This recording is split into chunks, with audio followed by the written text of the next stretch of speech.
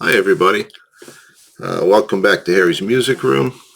I thought that I would do maybe a series of videos on bands that I think are overlooked, bands that really don't get talked about.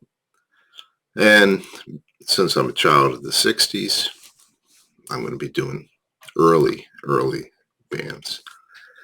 So to start out, I thought I would talk about Gary Lewis and the Playboys. Gary Lewis, of course, the son of Jerry Lewis, the comedian. Um, Also, he was a drummer.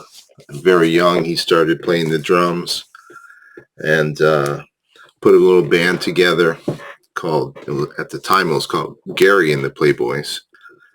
And they were able to get a job at Disneyland as sort of a house band. And the people that hired him had no idea that he was the son of Jerry Lewis. And while they were playing, over a period of time, while they played at Disneyland, they were brought to the attention of record producer Snuff Garrett. Snuff went, checked him out, liked him, said he wanted to take him into the studio, which they were more than happy to do. So he took him into the studio to record this album. I also have a stereo copy here. But he took him in the studio to record their first record, which was This Diamond Ring. Snuff suggested they change their name to Gary Lewis and the Playboys so that they could, build on who his famous father was. So this was 1965. Members of the Playboys at the time were Carl Radle, who later went on to Derek and the Dominoes and other bands, and Jim Keltner also. Even though the band says that they all played on every song, the music was supplemented by the Wrecking Crew, especially in the drumming department. And at the time, the Wrecking Crew consisted of Leon Russell. And Leon basically arranged this album, all the songs, and co-produced it with Snuff Garrett.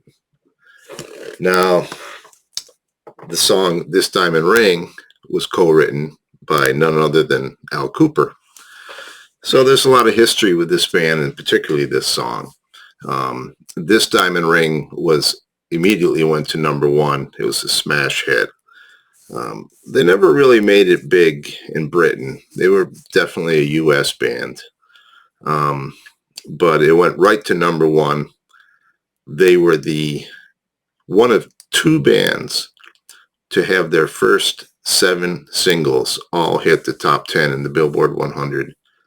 And the other band was Lovin' Spoonful, their first 7 singles. So they had Count Me In at number 2, Save Your Heart for Me at number 2, Everybody Loves a Clown, number 4, She's Just My Style was number 3, Sure Gonna Miss Her, 9, and Green Grass went to number 8. So they were all in the top 10. And in 1965, this is how popular they were. Gary Lewis was voted male vocalist of the year, beating out Elvis Presley and Frank Sinatra. So, like I said, 7 singles.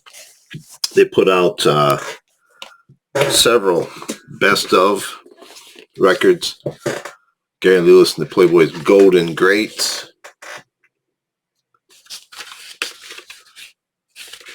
And then they did more Golden Greats.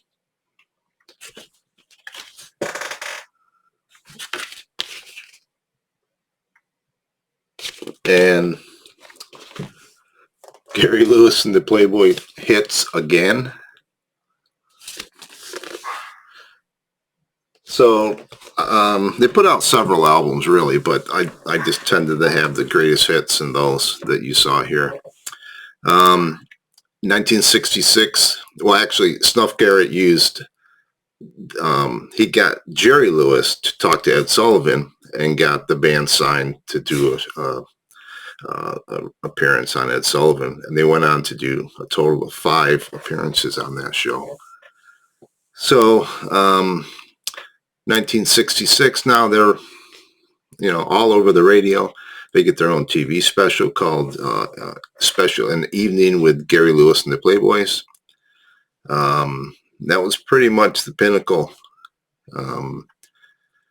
Gary got drafted and served in the Army. I think he did almost 2 years.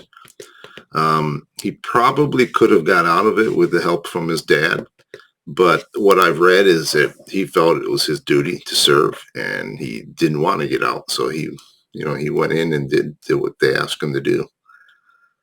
Unfortunately, when he came out, it was 1968 or so, the music scene had changed drastically.